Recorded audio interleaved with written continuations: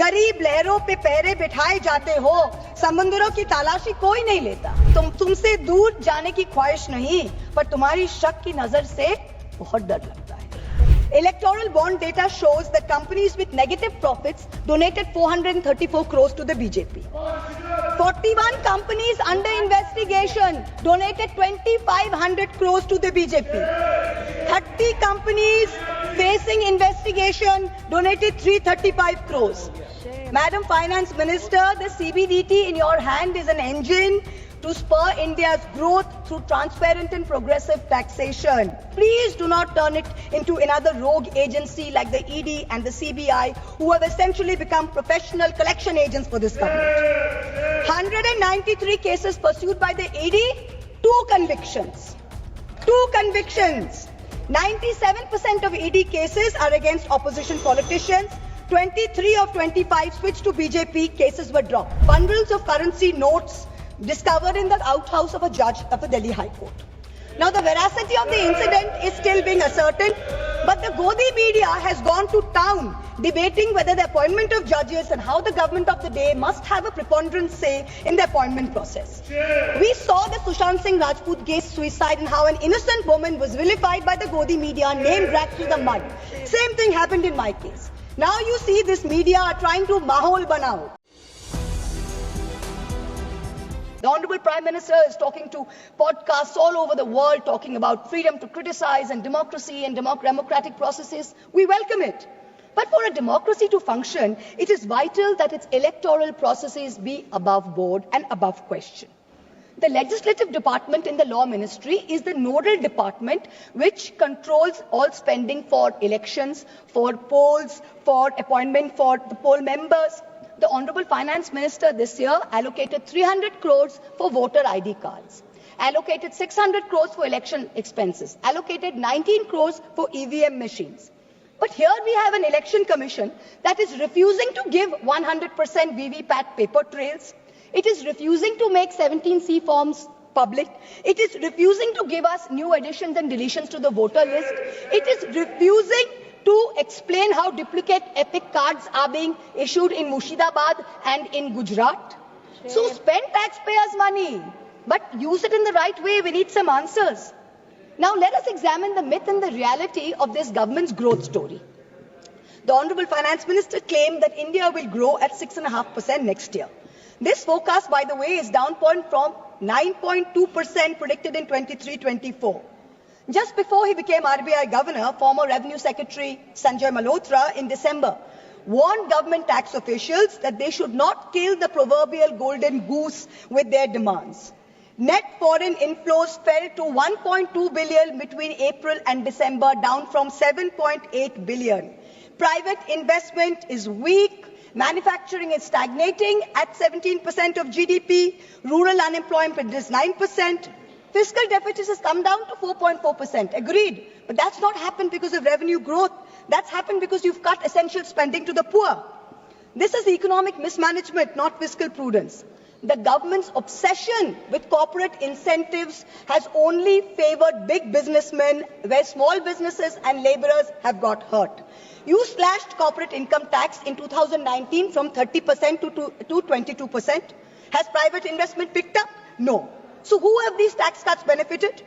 Let me look at just one example. Let's not forget that all tax rules are written for Vishwakarma's India, not for Kuber's India, not for favorite businessmen. When it comes to crony capitalists, there are special rules. Please listen. In 2016, there was a rule that there can be no SEZ which has only a power plant. No power plant, only SEZ. But for a very special friend, Mr. A, this was done in Godda, Jharkhand. Mr. A received not only billions in benefits during the capex phase, but receives an ongoing benefit on no import duty for importing coal, no coal cess, no domestic supply obligation.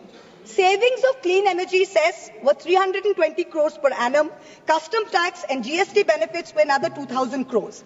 Now that things with Bangladesh have soured, the government has said you can sell power domestically. But have you recovered the back interest and the taxes which were meant for the SEZs? Plant was built by a Chinese contractor with Chinese equipment. Customs duty free, GST free, tax free. not using Jharkhand coal, not giving Jharkhand power, not paying clean energy cess, and currently employing less than 1,000 people. For some people, rules, laws, acts mean nothing. गरीब लहरों पे पैरे बिठाए जाते हो, समंदरों की तलाशी कोई नहीं लेता. Stock market investors, corporates, small business owners have all become victims of the worst kind of tax terrorism. According to the last budget receipt of July 24, total income tax under dispute was 10.5 lakh crores. This figure has doubled from 5 lakh crores in 2015 to 10.5 lakh crores now in 23.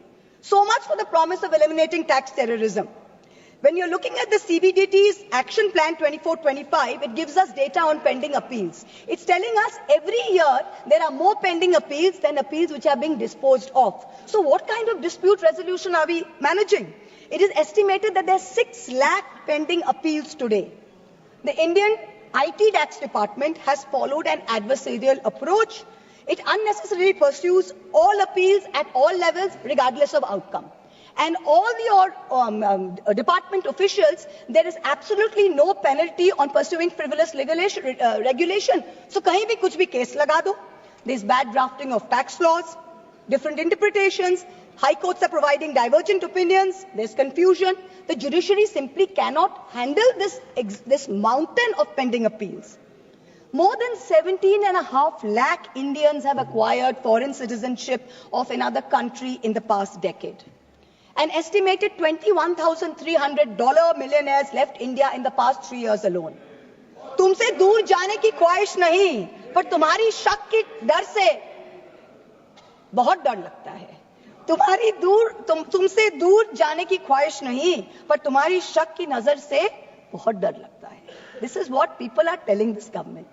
GST is a nightmare. You are having to wade through 100 different tax rates, including cesses. Multiple rates, ensuing confusion has facilitated an alarming GST evasion of 2 lakh crores, almost double the 1 lakh crore evasion that was there in fiscal year 2023. 18,000 fraudulent entries have been uncovered. Many more are likely. Senator Barry Goldwater, the Republican senator in the United States, famously said that the Income Tax Act has created more criminals than any other act of government. This is really proving true in India's case.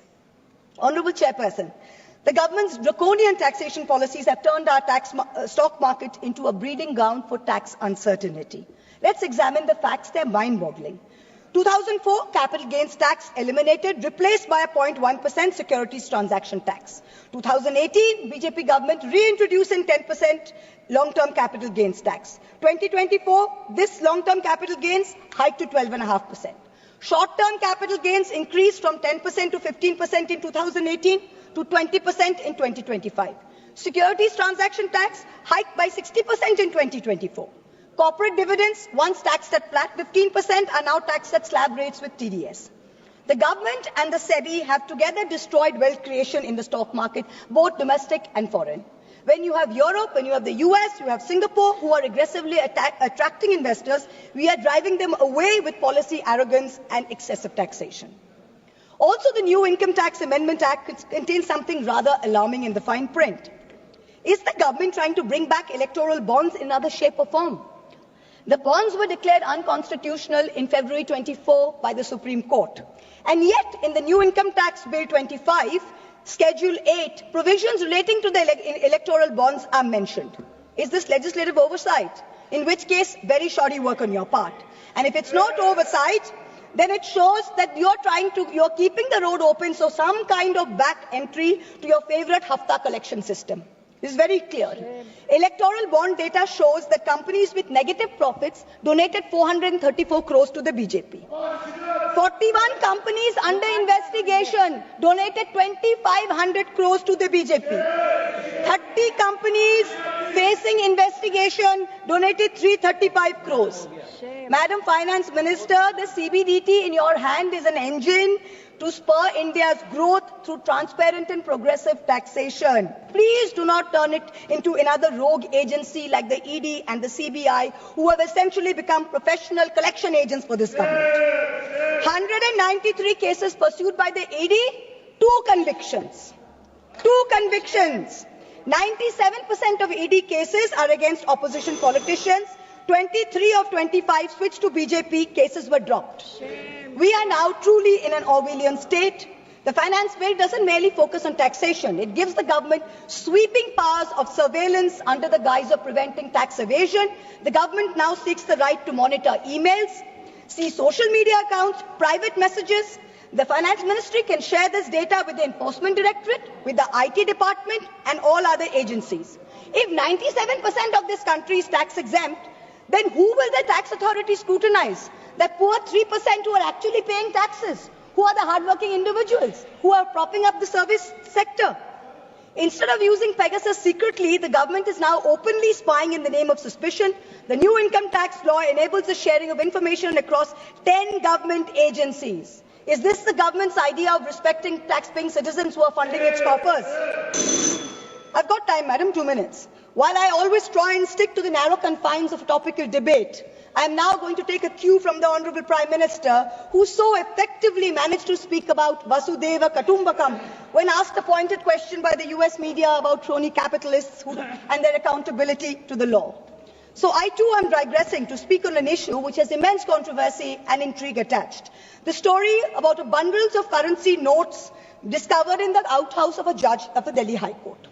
Now, the veracity of the incident is still being ascertained, but the Godi media has gone to town debating whether the appointment of judges and how the government of the day must have a preponderant say in the appointment process. We saw the Sushant Singh Rajput case suicide and how an innocent woman was vilified by the Godi media, name dragged through the mud.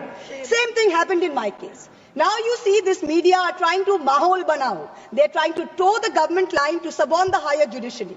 Someone who cannot be named in this house, who presides over a neighbouring chamber, has already added his 2 cents and said how he thinks that the government should do away with the collegium system.